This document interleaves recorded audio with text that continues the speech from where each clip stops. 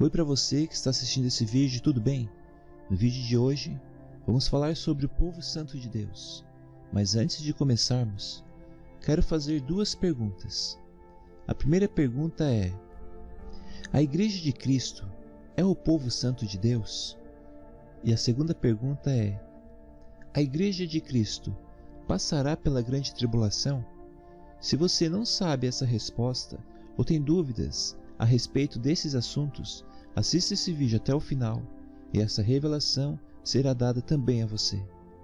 Vamos começar lendo em 1 Pedro, capítulo 2, verso 4 ao 10, que diz: aproximem-se do Senhor Jesus. Ele é a pedra viva que foi rejeitada pelas pessoas do mundo, mas para Deus ela é preciosa, e foi o próprio Deus que a escolheu. Vocês também, como pedras vivas, estão sendo usados na construção de um templo espiritual para servirem como um sacerdócio santo. Assim vocês, por intermédio de Jesus Cristo, oferecerão sacrifícios espirituais que são agradáveis a Deus. Pois as Escrituras dizem: olhem, eu vou colocar em Sião a pedra principal do edifício.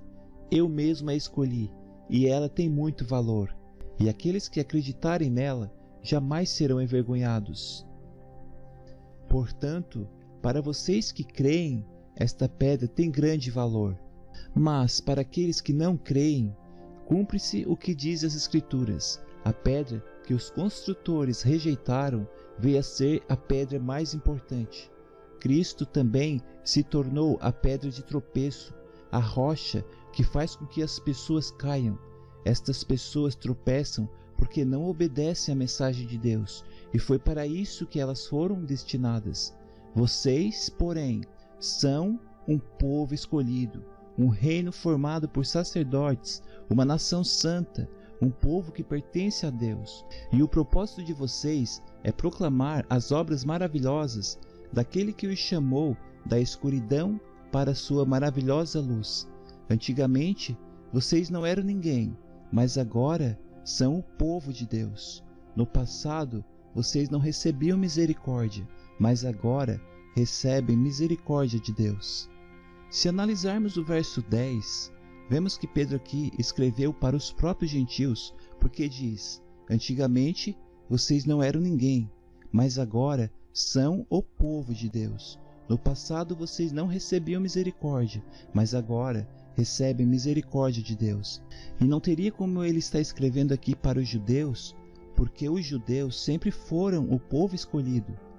Mas para reforçar que Pedro escreveu esta carta para os gentios, vamos ler em Efésios, capítulo 2, verso 13 e 14, que diz: antigamente vocês estavam longe de Deus, mas agora em Cristo Jesus vocês foram aproximados de Deus pelo sangue de Cristo.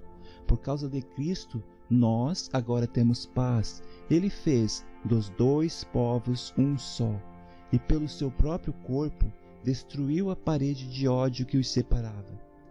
Essa passagem é muito clara quando diz que pelo sangue de Cristo, nós, os gentios, fomos aproximados de Deus, e que agora não existe mais dois povos, mas apenas um só, judeus e gentios, unidos por Cristo Jesus. Também vamos ler em Efésios capítulo 2, verso 19 e 20, que diz: portanto, vocês não são mais estrangeiros nem estranhos, agora vocês são cidadãos que pertencem ao povo de Deus. Vocês são da família de Deus. Vocês são como um edifício que está construído sobre um alicerce, que são os apóstolos e profetas, e o próprio Jesus Cristo é a pedra fundamental desse edifício. Então, voltando para 1 Pedro, capítulo 2, verso 7, diz que, portanto, para os que creem, esta pedra tem grande valor. Assim, essa palavra é para todos os que creem em Cristo Jesus, que é a pedra fundamental. E no verso 9, diz que nós, os gentios, somos um povo escolhido, um reino formado por sacerdotes, uma nação santa, um povo que pertence a Deus. Sendo assim, a igreja, nós, os gentios, que cremos em Cristo e seguimos seus mandamentos, juntamente com os judeus, somos sim o povo santo de Deus. Tanto é que a palavra de Deus diz em 1 Pedro capítulo 1, verso 14 ao 16, que diz: agora, como filhos obedientes de Deus, não se amoldem mais aos desejos maus que vocês tinham antigamente, quando eram ignorantes. Pelo contrário, assim como o Deus que os chamou é santo, vocês também devem ser santos em tudo o que fizerem, pois as Escrituras dizem: sejam santos, porque eu sou santo. Sabendo agora que os judeus e nós, os gentios, aqueles que cremos em Cristo Jesus, somos o povo santo de Deus, vamos para a segunda pergunta, que é: a Igreja de Cristo passará pela grande tribulação? Antes, quero dizer que o objetivo desse vídeo não é pôr medo em você, pelo contrário, é justamente para alertá-lo e fazer com que você se prepare mais, vigiando e orando, temendo e confiando totalmente no Criador, nosso Deus Todo-Poderoso. Vamos começar lendo em Daniel, capítulo 7, verso 21 e 22, que diz: enquanto eu olhava, esse chifre começou a lutar contra o povo de Deus e estava vencendo, até que chegou aquele que sempre existiu. Ele julgou a favor do povo de Deus Altíssimo, pois havia chegado o tempo desse povo começar a reinar. Vamos ler também Daniel, capítulo 8, verso 24 e 25. Ele ficará cada vez mais poderoso, mas não pela sua própria força. Causará destruições terríveis, acabará com povos poderosos e também com o povo de Deus. Fará o que quiser e prosperará sempre.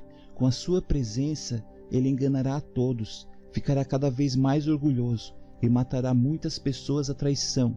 Finalmente, ele desafiará a Deus, o Rei dos Reis, mas será destruído sem o uso de força humana. Se olharmos o contexto de Daniel, a qual aconselho você ler para entender melhor, vamos ver que nesses textos que lemos está falando a respeito do anticristo e que ele lutará contra o povo de Deus. Sendo assim, não tem como dizer que a igreja não passará pela grande tribulação, sendo a igreja o povo santo de Deus. Vamos ler agora Apocalipse capítulo 13, versos 5 ao 10, que diz: foi permitido usar a sua boca para dizer coisas arrogantes e ofensivas, e lhe foi dada autoridade para usar o seu poder por 42 meses. Ele começou a ofender a Deus, insultando o seu nome, o lugar onde ele habita e todos os que vivem no céu.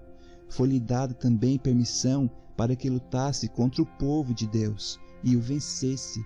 Foi-lhe dada ainda autoridade sobre todas as famílias, povos, línguas e nações. Todos os habitantes da terra vão adorar o monstro. Esses habitantes são aquelas pessoas cujos nomes não estão escritos no livro da vida que pertence ao Cordeiro, que estava destinado a ser morto desde a criação do mundo. Se alguém puder ouvir, ouça. Aquele que tiver que ir para a prisão, que vá para a prisão. Aquele que matar a espada deve ser morto pela espada. Esta situação exige perseverança e fé da parte do povo de Deus. Vemos aqui claramente no verso 7 que foi-lhe dada permissão para que lutasse contra o povo de Deus e o vencesse. Aí você pode se questionar: mas isso não é justo, a igreja passar pela grande tribulação?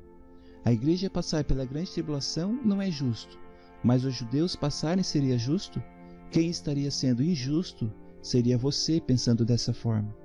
A palavra nos diz em Jeremias, capítulo 45, verso 2 ao 5. Ouça o que o Senhor, o Deus de Israel, diz a seu respeito, Baruque. Você anda reclamando, pobre de mim, será que já não tenho problemas suficientes? Por que o Senhor ainda me dá mais esta tristeza? Já não aguento mais, é um fardo pesado demais para mim. Diga o seguinte a Baruque: o Senhor afirma: estou destruindo a nação que construí, estou arrancando o povo que plantei. E você pensa em ajuntar riqueza? Não estamos na época de pensar nisso. Pare de correr atrás do dinheiro. Vou castigar todo este povo, diz o Senhor, mas deixarei você escapar com vida de qualquer dificuldade. Isso será a sua recompensa. O problema de muitos é que limitam o poder de Deus, achando que Deus, o Todo-Poderoso, não pode livrá-los. Meus irmãos, 1000 poderão cair ao seu lado, 10.000 à sua direita, mas nada o atingirá, se for da vontade de Deus, é claro. Em 1 Pedro, capítulo 4, verso 12 ao 19, a palavra nos diz: Queridos amigos, não estranhem o fogo ardente que surge no meio de vocês, destinado a prová-los, como se alguma coisa extraordinária estivesse acontecendo. Pelo contrário, alegre-se na medida em que vocês estão participando dos sofrimentos de Cristo. Assim, vocês gritarão de alegria quando a glória de Cristo for revelada. Se vocês são insultados por serem seguidores de Cristo, são abençoados, porque o glorioso Espírito de Deus repousa sobre vocês. Porém, nenhum de vocês deve sofrer como um assassino, nem como ladrão, nem como malfeitor, nem ainda como quem se intromete na vida dos outros. Mas, se você sofrer como cristão, não se envergonhe disso, antes dê glória a Deus pelo nome que você leva. A hora do julgamento chegou, e ele começará pela família de Deus. E se ele começa conosco, qual será o fim daqueles que não obedecem às boas novas de Deus? Pois, como diz as Escrituras, se é com dificuldade que os justos são salvos, o que acontecerá com os maus e com os pecadores? Portanto, quem sofre conforme a vontade de Deus deve confiar a Ele a sua alma enquanto continua fazendo bem. Deus é o Criador e nele podemos confiar. Esse texto dispensa comentários, não é mesmo? Pois está muito esclarecido que o julgamento começa pelo povo de Deus e que é com dificuldades que os justos serão salvos. Amados, nós não somos melhores do que os nossos irmãos na fé que padeceram por amor a Cristo. E para finalizar, quero deixar esses últimos versículos que se encontram em Filipenses, capítulo 1, verso 28 ao 30, que diz: Não tenham medo dos seus inimigos, sejam sempre corajosos, pois isso será uma prova para eles de que serão derrotados e de que vocês serão vencedores, porque é Deus quem dá a vitória a vocês, pois Ele tem dado a vocês o privilégio de servir a Cristo, não somente crendo nele, mas também sofrendo por Ele. Agora, vocês podem tomar parte comigo na luta. Como vocês sabem, a luta que vocês viram que tive no passado é a mesma que ainda continua. Então, povo de Deus, vamos nos preparar para a batalha, confiando no nosso amado Salvador Cristo Jesus, pois é Ele que pelejará por nós. Deus de Israel te abençoe. Amém e Shalom.